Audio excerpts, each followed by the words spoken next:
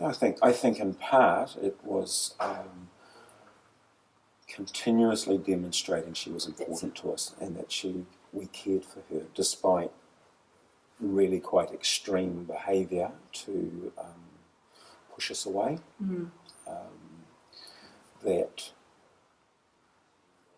That included the support of the consultation team to enable us to keep asking the question, what's going on here? I find it really helpful when someone keeps reminding me, what is this young person trying to say? And I certainly believe that was one of the core contributions of that team, that consultation team, that contributed to anchoring us into what's informing this extreme behaviour. And that enabled us then to begin helping her identify a vision for herself, widen her horizons, take her to different things. But I think she might well remember things that you did, or we both did, that were where we were being family, where we were being people who cared. I remember there being a birthday party at Valentine's. That's right. As an important... A surprise one. Yeah. Which you might not have had before. Exactly. And it was sort of like, I rang up Bruce and said, hey, she's going to be 16. I'm thinking about a surprise birthday party.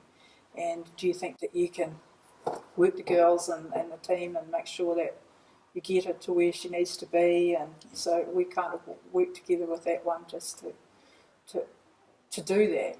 So do you think working together actually enables you to, as you say, take more risks, to push out and to think more creatively, as you said, Bruce, around, so what is the behaviour telling us, than you would be able to do if you were just working as organisations on your own?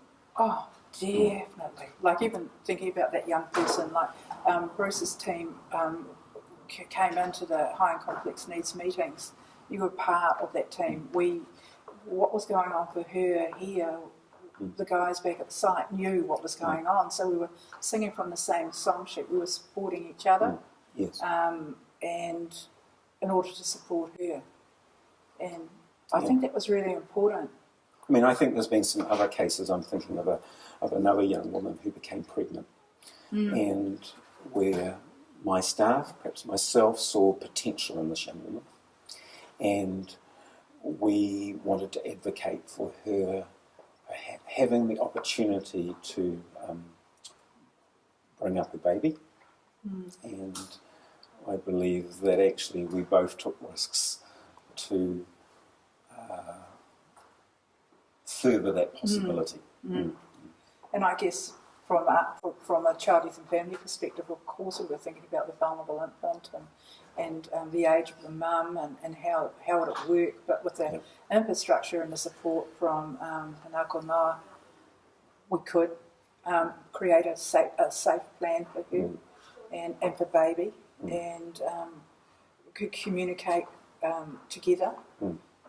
But she was always, her, because it changed then. Not only was she the centre of the plan, the baby was certainly centre of the plan. So I was, speaking to Bruce around, it's two now, there's a difference here, young person and baby, we need to be, and you were sort of transferring that down to your staff, joint consults, joint planning, young person involved. Very important, and lots of pressure coming from other people who, or professions like health and the concerns and even some staff around, how are we going to ensure that baby's safe. So is that transparent practice? Very much so. We were all in there together talking about the hard stuff. And when I say Bruce and I were there too, and that important stuff I was present, but I also, of course, a practice leader and a supervisor and a social worker, and Bruce, you'd have your team.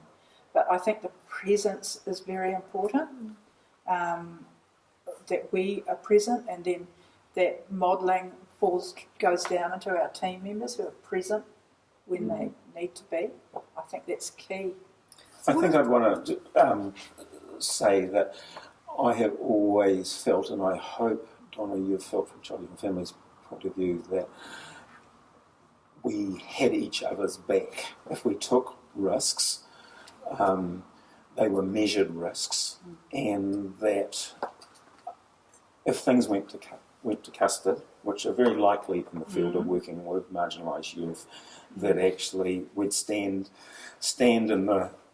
together and be willing to reflect deeply on our own practice. But either of us wouldn't cut loose and leave the other one with all the dirty washing. Yeah. And that's about knowing what each other does too, and understanding that, like to mitigating the risk, ensuring there's a safety plan, doing something different, providing opportunities, but making sure that the kids are safe. And I think it's really important that you guys know that that's our job. Yeah. And we know that you can do it for us, which is that's the relationship when it comes down to the coalface work that we do together. I think also there's the piece too that there's the acceptance that actually things will go wrong.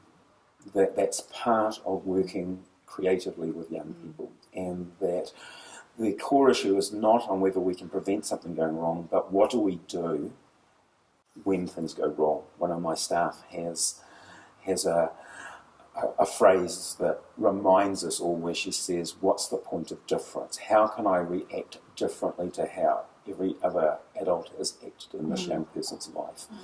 Now that takes some very conscious and intentional thought grounded in social work practice to alter your default mechanisms when you're under real pressure, including from outside systems, to get different thinking. And I think that's where collaboratively we've been able to do different thinking of what's the point of difference that we can do differently. So it's just about standing beside each other, really, being inclusive. I get a strong sense that the community around here know and own and support as well. And that's a really good feeling, I think, certainly for me and my team, but also for the kids, the young people.